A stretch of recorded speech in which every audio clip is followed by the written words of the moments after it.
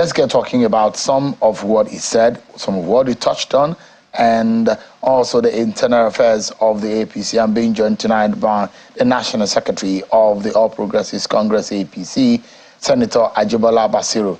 Thank you so much indeed, Senator, for joining us tonight. Yeah, good evening, Shion. So you're wearing another hat tonight. The last time you were speaking on the program as a spokesperson of the Senate, but now you are a leader of the APC. By the grace of Almighty God and the support of our leaders and members in their party. I mean, there are those who have criticized your assumption of, your election. Those who said you were being brought by the powers that be who pushed out Senator Omishore. Was there any problem with Senator Omishore in Osun State politics? There was no problem, and Senator Omishore was not a leader at Osun politics alone. He was national secretary of our party. Same also our leader, the former national chairman of our party. Both of them resigned. And I think if you want to interrogate why they resigned, I think they will be the one to be able to tell you why they resigned. But what I know very well is that by the constitution of our party, Article 13, the National Executive Council of our party is empowered to act in between a convention. And one of the powers of the convention of our party is to remove or elect new leaders. So by the grace of Almighty God and support of the neck of our party, which held on the 3rd of August, our leader, Dr. Abdullahi Umar Ganduje, was elected as chairman of our party. Elected, and the word... How many votes? With how many votes? Unanimous votes. Is that captured in your electoral process? It is in the... That is enshrining your... It is there. When you have a sole candidate, even the Electoral Act allow for sole consensus candidate, so far that there is no opposition by any other. So in what process was it ratified? National Executive Council meeting. That's the second. Was it a voice vote or was it by raise of hand or what? It was a voice. By what kind of ratification? When you have no ratification, is when you want ratification. I think that's not the appropriate. Election is what we're talking about. So, and I will get to the reason why the word ratification came in. Senator Dr. Ganduje, for example, is from the northwest region of the country, from Kano State precisely. The former governor, the former national chairman of your party is from the north central, from Nasarawa State. There are those who believe that based on the guidelines of your party, that there should be someone to replace directly from the region where you have the national chairman that exited. And so there are those who believe that the caucus of the party needed to agree before it's being brought to the neck. People should be informed about what happened at the neck. Before our election, that's election of our chairman and myself as secretary, the first resolution that was adopted by NEC, and I told you NEC is the second highest decision maker of our body, was to first pass resolution on the new zoning formula in our party. So a resolution was taken and was adopted by NEC to put the national chairman now in the northwest, the national secretary in the north east, and to take national legal advisor to the north central, the national women leader to be retained in the south, and then the national welfare officer in the southeast. That first came before our election. So there's a process. So if anybody is now talking about zoning to the north central, of course they might be ignorant or oblivious of what transpired at the NEC. So what we're saying is that what we have done is within the power of NEC, and Article 13 clearly of our constitution empower NEC to act the way it has acted. So we're not ratified. We're elected duly and properly in the presence of INEC, officials that came to witness the process at the Congress Hall of the Transcorp Hilton Hotel on the 3rd of August 2023. Why do some people in your party hold the view that Senator Barcelo is a candidate of another emerging cabal in the villa who wanted a presence in the NWC, and that is the role that which they said you should go and play? Why do they hold that view, Senator? Maybe that is a beer parlor talk. And I'm asking you because I've not heard that. Well, if members of your party are the ones moving the beer parlor talk. You are not a member of our party. So maybe you mention names the ward and the polling unit where those members were making. So they may not even be members of our party. So as far as I'm concerned, I've not had any of such comment until right in this studio. So that's why I said maybe it's beer parlor. What interest do you represent?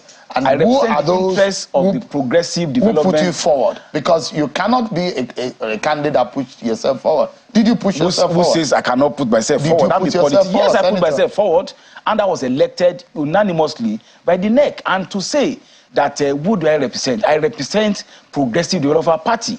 Go and check my record in the party. Even as at the time we were in the ACN, before we moved to the APC, I've played critical role in supporting the party.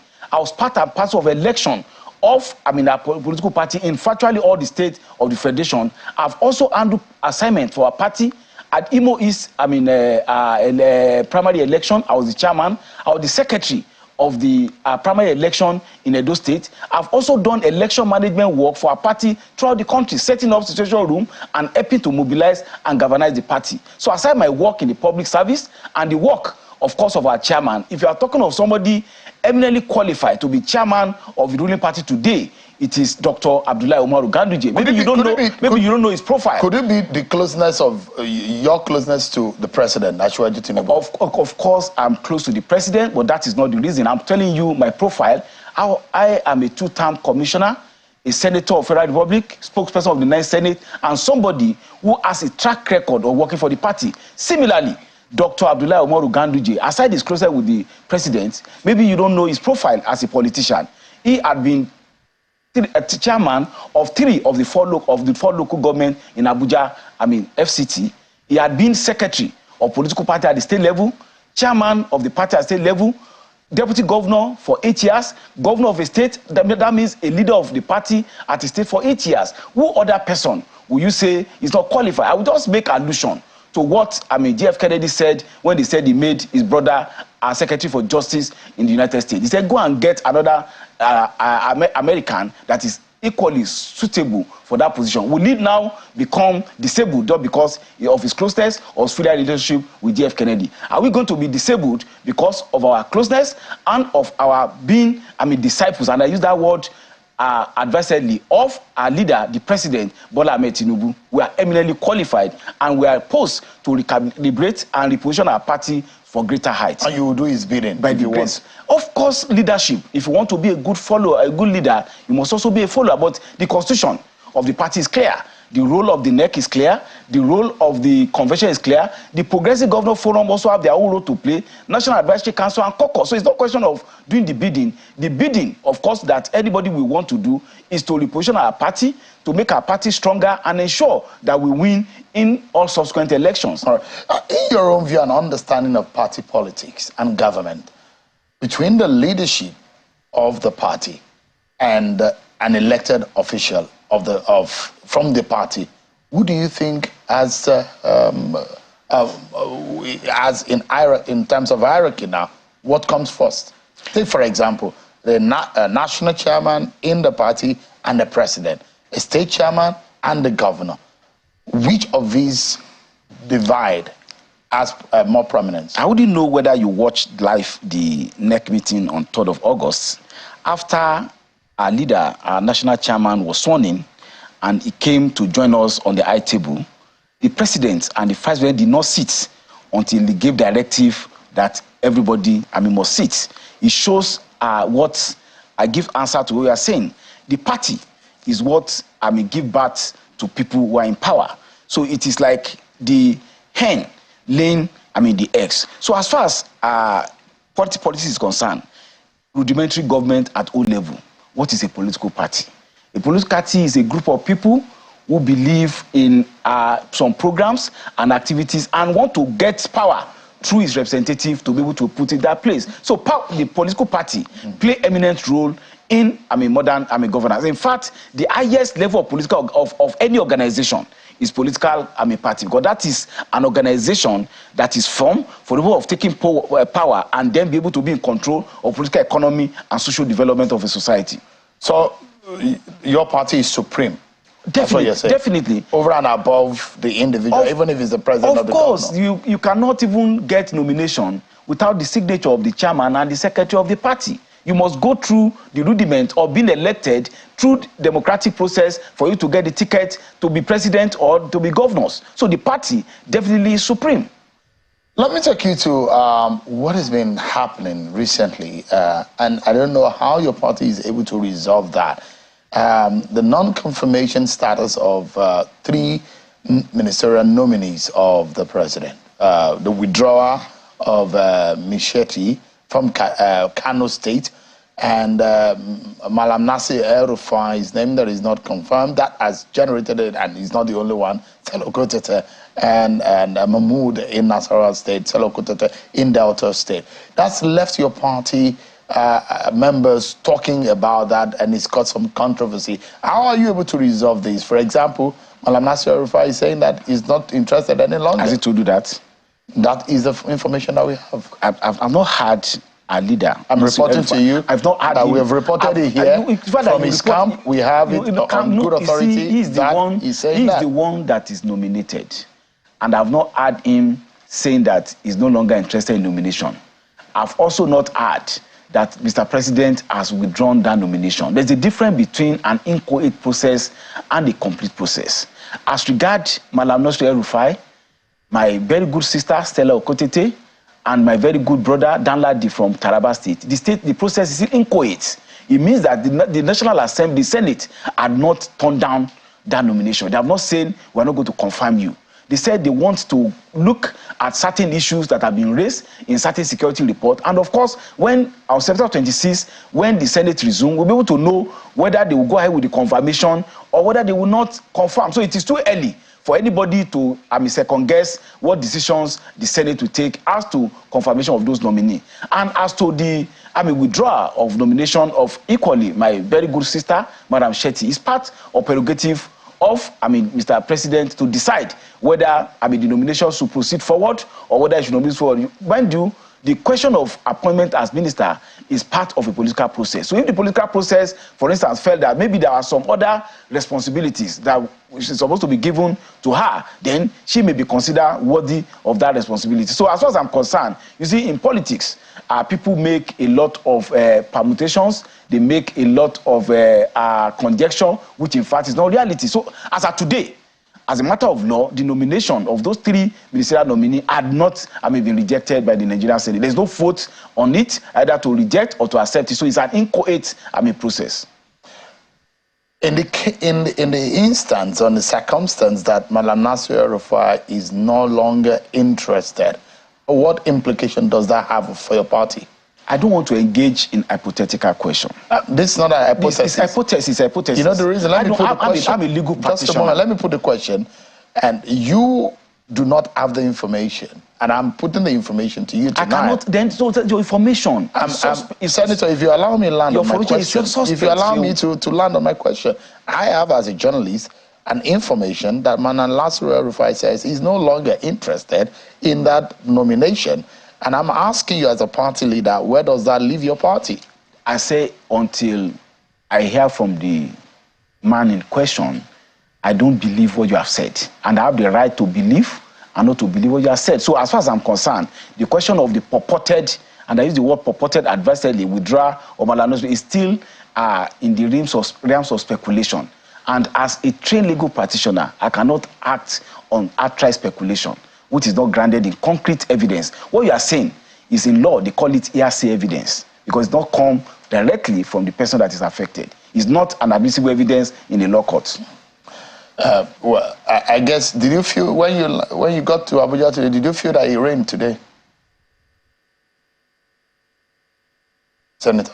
It's not about feeling. I saw it raining. There's a difference between feeling and seeing something. So there's a difference. So maybe we should go it's not a matter. It's not a matter of you believe it rained today in Abuja or not. You saw that it rained. Yes. So I'm a journalist. I'm telling you the information that I have. But if you are disputing it, that's fine. Let's leave it and let's move forward. So the question here is, the president had nominated 48 persons, different from what former President Buhari did, 42. That's what President Buhari did. And at the point in our nation that a lot of people thought that we need to have a slimmer government to cut cost of governance. What kind of light do you think this leaves your party, or Nigerians would see your party? That you have a bloated cabinet at the federal level? You see, Shehu, when you use the word, bloated cabinet, it presupposes that there is a state of cabinet that is not bloated. That is, there is an agreed figure and number that's not bloated. Mind you, the Constitution provides that every state must have a nominee in the cabinet. So that means that by our architecture of our Constitution, there must be at least 37 ministers. If Abuja has a nominee, and for the first time in the history of this country, our president, Bola Ahmed Tinubu, decided to nominate somebody from the FCT, and the people of the FCT were happy.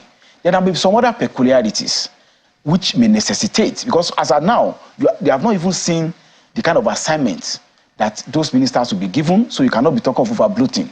Section 5 of the Constitution of the Federal Government of Nigeria vested executive powers in the president at the federal level.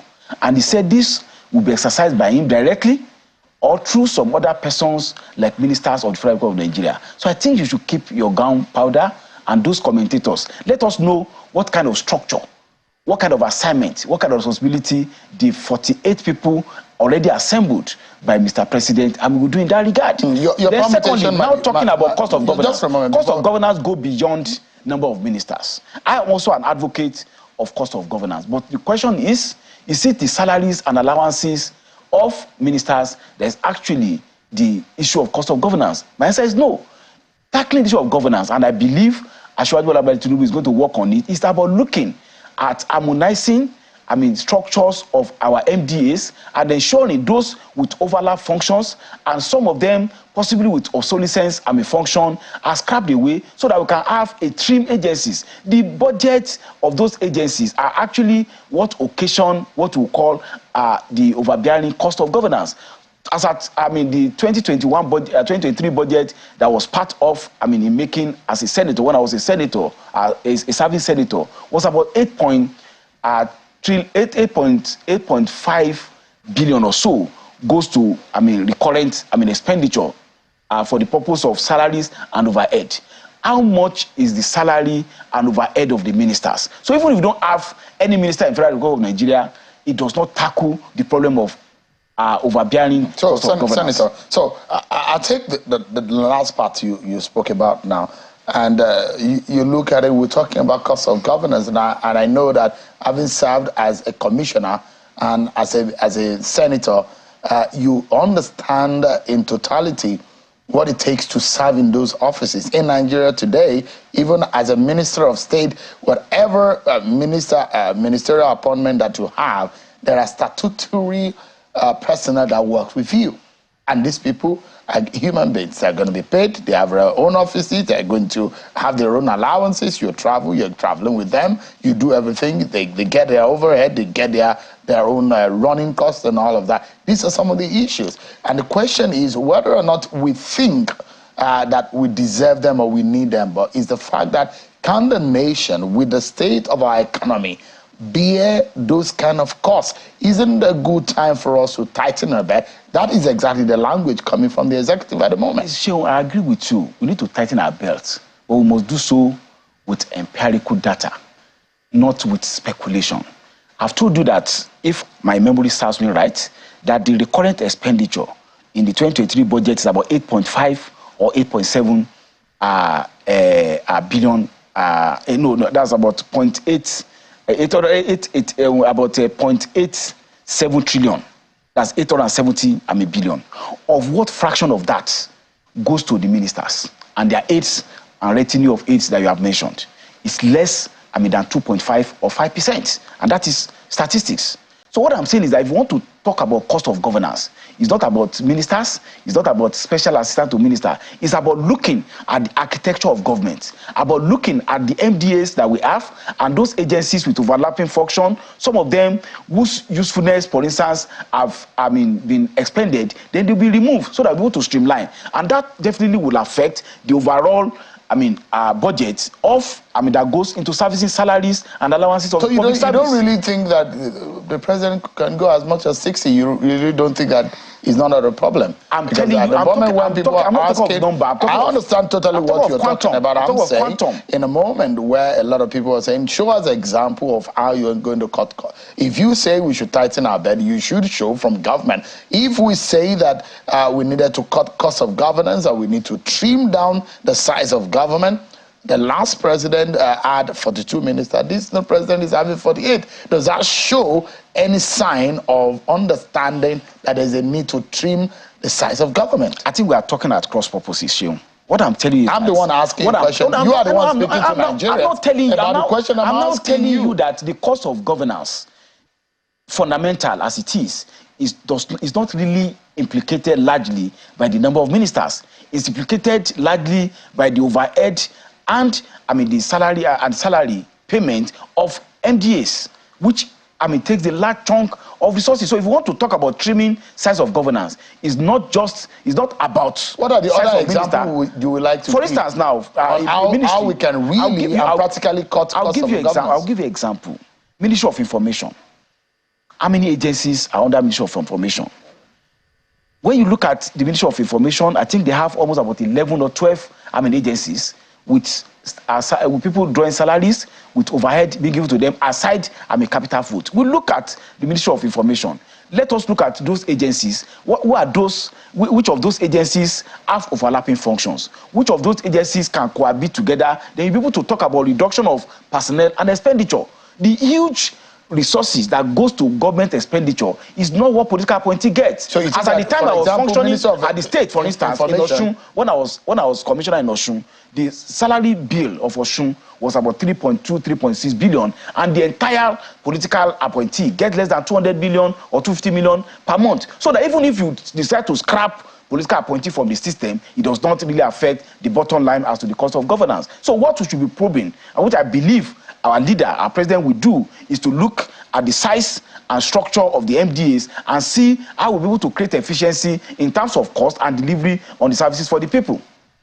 Senator, you look at the quality of the persons that are being appointed, and I guess you're getting reactions from an average Nigerians or Nigerians in general on the expectation, especially because of the pedigree and the history of Bola Ahmed Tinubu when he was governor, and someone would say has a knack of getting quality persons into government, and he has had that when he was governor, and the kind of people that he has around him.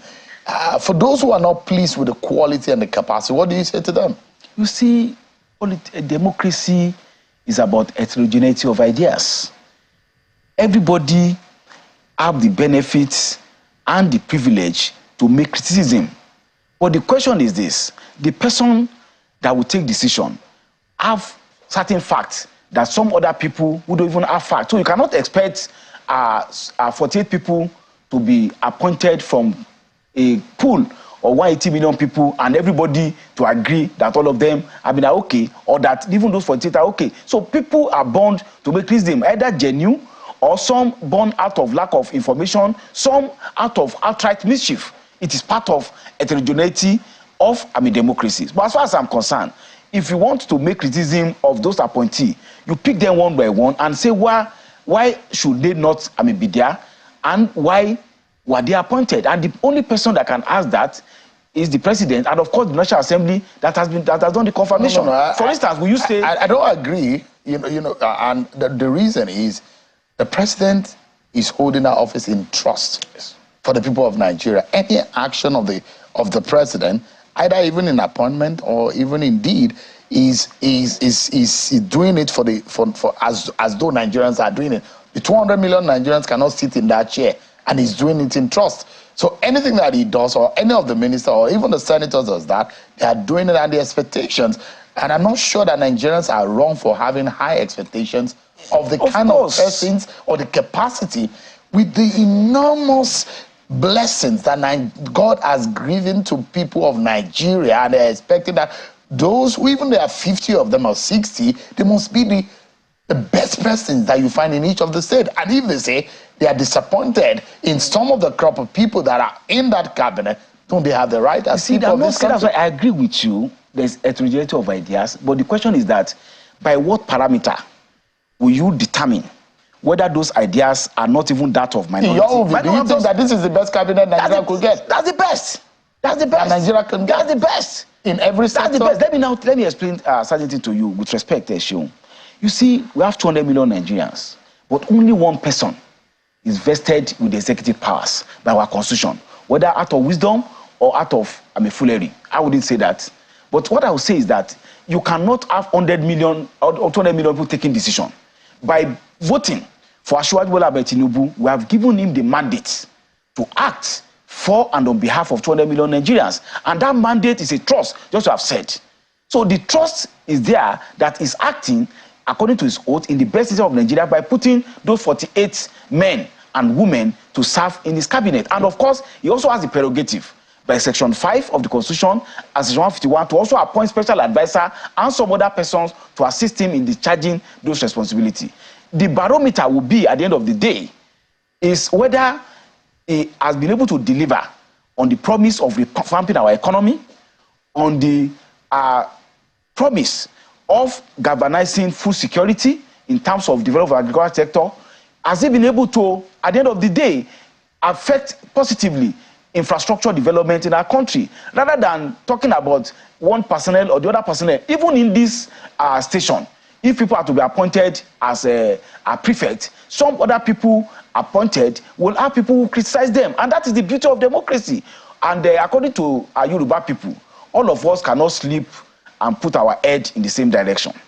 Where do you to go on this part of it? I'd like to get your view about the anger in the land about the state of the economy, the consequences and the pains left by the removal of few subsidies. Those who say, it's a good idea to remove subsidy. This debate has been on for several years, but perhaps it wasn't done the right way. That some people will argue. But how, as a leader of the APC, you guys, you and your friends and colleagues in the APC had promised Nigerians that it's going to be a renewal hope this time around after the last 8 years of President Buhari. But those of them who now buy a bag of rice in almost a double or triple price, they buy petrol in more than 4 times the price, they buy palm oil, red oil, and whatever kind of oil in more than 3 times. They travel out, within the country in higher rates of the airfare. What do you tell them? That the renewed hope is not here yet. When will it come? Or what exactly will you be telling them tonight? Yes, with respect, we must be very sincere with ourselves. When you want to carry a surgical operation, and any rebate always comes with pains. So we, as a party, sympathize with Nigerians who have to bear the pains of the need for us to recalibrate our economy. You will know that the subsidy regime has not only become a cesspool of corruption, but it has become a trap that if we don't remove it now, our country may go the way of Venezuela or the way of Argentina.